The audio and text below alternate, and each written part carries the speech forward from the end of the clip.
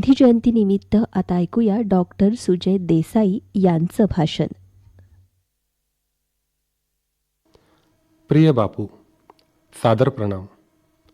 आज हे पत्र लिहिताना तुमच्या आवडत्या भजनाची आवर्जून आठवण येत आहे. रघुपती राघव राजाराम, पतित पावन सीताराम. खरंच आज तुम्हाला तुमच्याविषयीचं आणि मला सदैव प्रेरित करणारे काहीतरी लिहून हे हृदय खऱ्या अर्थानं मोकळं करताना पतित झालेल्या या आमच्या जीवनाला पुनः पावन होण्याची अनमोल आणि दुर्मिळ संधी मिळाली आहे असं वाटत आहे. माझ्या मनातील शब्दसुमनांना आपल्या पवित्र चरणी वाहून आपली शुभ ऊर्जा व शुभाशीर्वाद घेऊन पुन्हा एकदा तो स्वातंत्र्यापूर्वीचा काळ पुनर्जागृत करावा असं तीव्रतेनं वाटत आहे. बापू, मला असं वाटत आहे की तुम्ही माझ्यासमोर बसला आहात आणि मी आपल्याशी संवाद साधत आहे. संवाद कुठला म्हणा, हा मीच एकटा मन मोकळं करत आहे आणि तुम्ही मात्र एका प्रेमळ पित्यासमान विनम्र मुद्रेने आणि स्मितहास्य देऊन तसेच मौन धारण करून माझं बोलणं मोठ्या मनानं गोड मानून घेत आहात. मला हा ठाम विश्वासही आहे, कारण आज तागायत ज्यांना तुमचा सहवास मिळाला, भले तो दीर्घकाळाचा अथवा अल्पकाळाचा असो, त्यांना तुम्ही आपल्या निरागस आणि निरपेक्ष प्रेमाचा, साधेपणा आणि उच्च विचारसरणीचाच मंगल अनुभव अगदी सहजपणे दिलात. तुम्ही आपल्या आयुष्यात माझ्यासारख्यांना किती सहज आणि समदृष्टीने हृदयाजवळ घेतलं. कधीकधी आश्चर्य वाटतं आणि मन भरून येतं आपल्या समग्र जीवनाकडे पाहिलं की. आपण करमचंद आणि पुतळीबाई या सत्वशील जोडप्याच्या पोटी पोरबंदर येथे 2 ऑक्टोबर 1869 साली जन्म घेतलात. तो जन्माचा क्षण, तो दिवस, तो महिना आणि ते वर्ष धन्य धन्य केलेत. मातापित्याची संस्कार शिदोरी घेऊन वकिलीच्या शिक्षणासाठी विदेशात गेलात. विदेशात शिकून आणि सुटाबुटात वावरूनही आफ्रिकेतील कृष्णवर्णियांसाठी पहिला सत्याग्रहाचा लढा दिलात. तो प्रसंग आजही आम्हाला सत्याची कास धरून निर्भयपणे जगायला प्रेरित करतो. तुमच्यातील अपार संवेदनशीलतेचे दर्शन अखंड विश्वाचे मन मोहविते. वैष्णव जन तो तेने कहिये रे, पीड पराई जाने रे.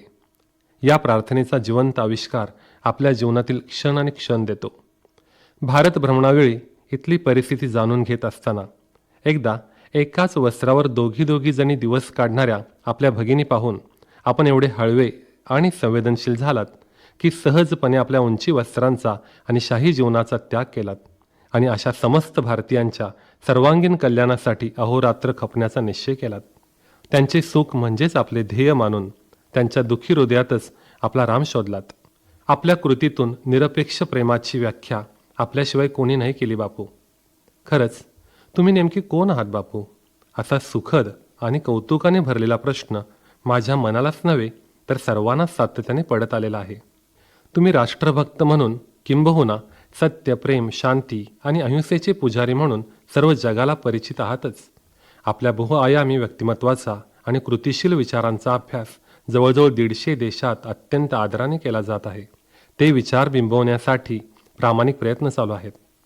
एकदा 1916च्या बनारस येथील तुम्ही केलेल्या भाषणातच तुमचा स्पष्ट वक्तेपणा, निपक्षपातीपणा, सत्याचा आग्रह आणि निर्भयता यांचा प्रभावी प्रत्यय आम्हा भारतीयांना आणि इंग्रजी सत्तेला तर चांगलाच आला.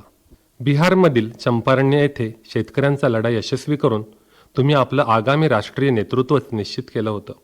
तो लढा आजही आम्हाला आणि आमच्या शेतकरी बांधवांसाठी एखाद्या दीपस्तंभासमान दिशा आणि प्रेरणा देतो.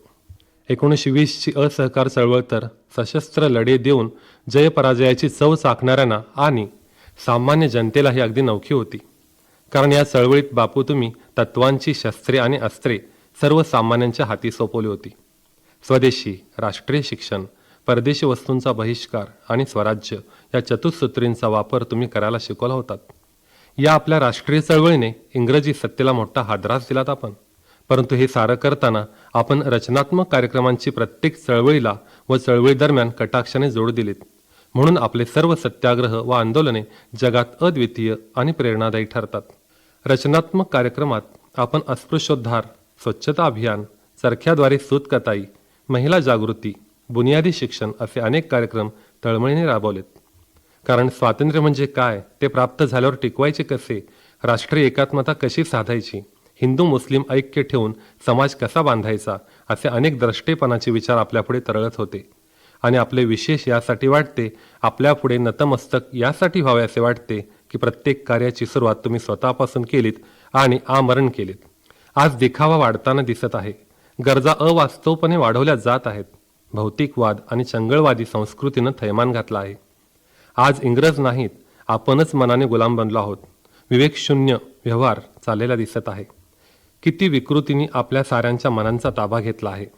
मोबाईलचा अतिरेक, इंटरनेटचा विधायक कार्यासाठी नाही तर विकृतीसाठी वापर, महिलांची, अल्पवयीन मुलींची छेडछाड, अत्याचार, व्यसनांचा विळखा, दंगली, दहशतवाद, ताणतणाव अशा अनेकविध समस्यांना आपण असहकार चळवळींचा पुन्हा एकदा हादरा देऊ शकतो असे मनोमन वाटते. यासाठी आपली माझे सत्याचे प्रयोग, हिंद स्वराज ही पुस्तके एखाद्या पवित्र धर्मग्रंथाप्रमाणेच समस्त विश्वाला प्रेरणा देण्याचं महान कार्य करतात. धर्माबाबतीत आपणासारखे स्पष्ट आणि वास्तववादी उद्गार अन्य कोणी काढले असावेत असे मला तरी वाटत नाही. किती अभ्यासपूर्ण, सहज पण प्रभावीपणे प्रत्येक धर्मातील गुण आणि वर्तनातील विसंगती आपण दाखवली आहे याची मनोमन दाद द्यावीशी वाटते आणि अंतर्मुख व्हायला होतं. त्या काळात बापू तुम्ही सांगितलं, कोठून आलं हो तुमच्या ते सारं, कसं त्या क्षणी सुचलं हे विचार करून पुन्हा ऊर्जा मिळाल्याशिवाय राहत नाही. प्रत्येक धर्माचं मूळ शोधून मानवता धर्माची शिकवण आपण देऊन आम्हास धन्य केलं. खरंच आम्ही धर्माच्या नावावर नाही भांडणार आता, नाही करणार आम्ही आमची मनं कलुषित. खरंच बापूजी अगदी खरं. तुमची 1930ची सविनय कायदेभंगाची चळवळ ही किती व्यापक आणि अंतर्मुख करायला लावणारी होती ना. जो कायदा लोककल्याणाचा नाही तो आपण समोरच्याला पूर्वकल्पना आणि योग्य समज देऊन आणि हो विनम्रतेने मोडायचा. किती महान आणि अद्वितीय कल्पना होती ती. सर्वांचीच ऊर्जा, वेळ आणि अनमोल आयुष्य वाचवून समोरच्याचंच मनपरिवर्तन करणारी ही सविनय कायदेभंगाची चळवळ आजही तितकीच प्रासंगिक आहे व प्रभावी आहे.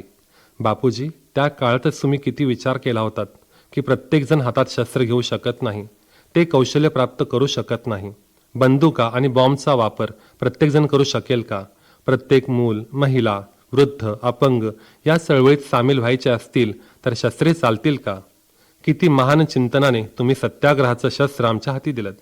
मार्टिन ल्युथर किंग आणि नेल्सन मंडेलासारख्या नेत्यांनीही आपण दिलेले हे शस्त्र वापरून लढे यशस्वी केले. आपल्याच देशातील शक्तींचा क्षय करण्यापेक्षा या सत्याग्रहाच्या अस्त्रांचा प्रत्येक क्षेत्रात प्रभावी वापर होऊ शकतो. तुमचं कितीही द्रष्टेपण बापूजी. आणि बापू, 1942ची ती ऑगस्ट क्रांती आणि तुम्ही दिलेले 2 संदेश, चले जाओ आणि करेंगे या मरेंगे आठवून रोमांचित व्हायला होतं. आणि तो सत्याग्रहाचा आणि आंदोलनाचा काळ आठवून रोमांचित व्हायला होतं. तुमच्या त्या प्रभावी घोषणा आजही बहुराष्ट्रीय कंपन्यांना आवर घालण्यासाठी पुरेशा आहेत. आज चीनी, अमेरिकी इत्यादी वस्तूंना प्रभावीपणे आपल्या आयुष्यातून चले जाओ आपण म्हणू शकतो ना. तुमच्या एकेका शब्दावर कोट्यावधी लोकांनी सर्वस्वाचं बलिदान द्यावं असं काय काय आपल्यात होतं हा शोध घेताना सापडतं ते आपलं उज्ज्वल चारित्र्य. महिलांना त्या काळात आपण फार उच्च स्थानी ठेवलं. इतकंच नव्हे, स्वातंत्र्य लढ्यात त्यांचा विक्रमी सहभाग नोंदविलात. आपल्या पत्नीलाही बा अर्थात आई म्हणून संबोधणारा महान पुरुष मी तरी पाहिला नाही. प्रत्येकाला मानवतेच्या दृष्टिकोनातून पाहिलं तुम्ही. ढाई आखर हा पाठ नुसताच वाचला नव्हता तर अखंड विश्वासाठी जगायचं, त्यांच्यावर निरपेक्ष प्रेम करायचं ठरवून शेवटच्या श्वासापर्यंत तसं जगला होतात तुम्ही. उगाच नाही तुम्हाला नेताजींनी राष्ट्रपिता म्हणून संबोधलं. भारतमातेला 15 ऑगस्ट 1947 रोजी गुलामीच्या जोखडातून मुक्त करण्यामध्ये आपला अत्यंत मोलाचा, युगानुयुगे न विसरता येण्याजोगा आणि प्रेम आणि फक्त निरागस प्रेमानेच भरलेला वाटा होता. आपणाकडे पाहिलं, आपलं जीवनचरित्र अनुभवलं की जगातील सर्व धर्मग्रंथांचा पवित्र सार आपल्या वाणीत आणि कृतीत दिसतो. जीवनाचं सारं तत्वज्ञान तुमच्यात शुद्ध रूपानं एकवटलेलं दिसतं. आपणात साऱ्या थोर संतांची झलक दिसते. तुम्ही दिलेली चरख्याची भेट पाहून आम्हा भारतीयास थोर अर्थतज्ञ तुम्ही भासता. जिथे वारंवार भूकंप होतात अशा गुजरातमधील साबरमती आश्रमाची बांधणी पाहता आपण एक अभ्यासू अभियंता वाटता. आपण दिलेले आरोग्यासंबंधीचे ज्ञान, निसर्गोपचाराची पद्धत पाहून आपण उत्तम डॉक्टर वाटता. आपली शिक्षणाविषयीची मते अभ्यासली आणि त्यांचा अंगीकार केला तर आजही प्रत्येकाला रोजगार मिळेल असे खात्रीने वाटते. त्या संदर्भात आपण शिक्षण तज्ज्ञ आम्हास भासता. आपली शेती करण्याची पद्धत आणि अभ्यास पाहिला तर आजच्या शेतकऱ्यांसाठी आपण थोरले शेतकरी बंधूच वाटता. कधी खादीला वस्त्र नव्हे तर महान विचार म्हणून गौरवणारे विणकर वाटता. स्वतः डोक्यावरून मैला वाहून आदर्श व समता प्रस्थापित करणारे उपेक्षितांचे खरे आधारवड वाटता. किती रूपात पाहावे, पाहून थक्क व्हावे, धन्य व्हावे, पावन व्हावे की चिंतन करून मार्गस्थ त्या मार्गावर व्हावे असे वाटते. तुम्ही एकाच जन्मात इतक्या भूमिकेत तेही प्रामाणिकपणे आणि प्रेमाने सहज आणि प्रभावीपणे वावरलात. यामुळेच तुम्हाला युगपुरुष म्हणून संबोधावे की विश्वपिता म्हणून धन्य व्हावे असे तळमळीने वाटत राहते. आजच्या काळात तुम्ही अंगीकारून जगापुढे ठेवलेल्या ज्या प्रत्येकातच सुप्त अवस्थेत आहेत अशा अष्टशक्तींचा जागर करावासा वाटत आहे. सहनशक्ती, सामावून घेण्याची शक्ती, पारखण्याची, निर्णयाची, सामना करण्याची शक्ती. सामना करणे अर्थात व्यक्तींचा नव्हे तर प्रवृत्तींचा. सहयोग शक्ती आणि संकीर्ण विस्तार तसेच समेट करून घेण्याच्या शक्तीचा आपण अंगीकार करून प्रेरित झाले पाहिजेत असे वाटते. फक्त एक एक विचार घेऊन आपल्या शिष्याने किती महान कार्य केलं. उदाहरणार्थ जयप्रकाश नारायण, सरदार वल्लभभाई पटेल, विनोबा भावे, बाबा आमटे इत्यादींनी फक्त एक विचार पकडून आपलं व सर्वांचं जीवन धन्य केलं. आज आम्हालाही आपल्या प्रत्येक विचारांची आज नितांत गरज आहे. भरल्या जगात मन तहानलेली आहेत. त्यांना शुद्ध प्रेमाची, निरपेक्ष प्रेमाचीच गरज आहे. कृतिशील विचारांची गरज आहे. संत कबीरांच्या पदांप्रमाणे पोथी पडी पडी जग मुवा पंडित भया न कोई. पोथी पडी पडी जग मुवा पंडित भया न कोई. ढाई आकर प्रेम के पडे सोई पंडित होई. हे पद साक्षात तुम्ही जगलात बापू आणि तोच अनुभव आम्हाला दिलात. मीही या अक्षरातील अर्थ शोधेन आणि समस्त विश्वावर निरपेक्ष प्रेम करण्याचा प्रयत्न करेन अशी या पत्रातून तुम्हापुढे शपथ देत आहे.